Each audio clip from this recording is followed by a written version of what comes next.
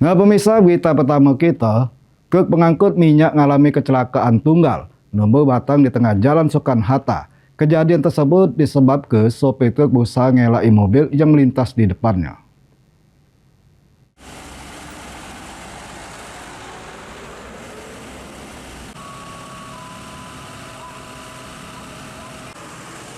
Kecelakaan lalu lintas terjadi di Jalan Soekarno-Hatta yang akibat kesiko unit truk pengangkut minyak numbur pohon yang berada di tengah jalan.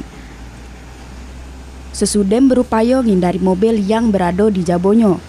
Menurut salah siko warga, kecelakaan tersebut akibat sopir truk berusaha mengendali ke kendaraan supaya tidak numbur mobil lain. Namun naas, truk justru metu jalur sama menghantam pohon di tepi jalan. Akibat kejadian tersebut, bagian jabo truk mengalami kerusakan cukup parah. Beruntung, tidak kate korban jiwa.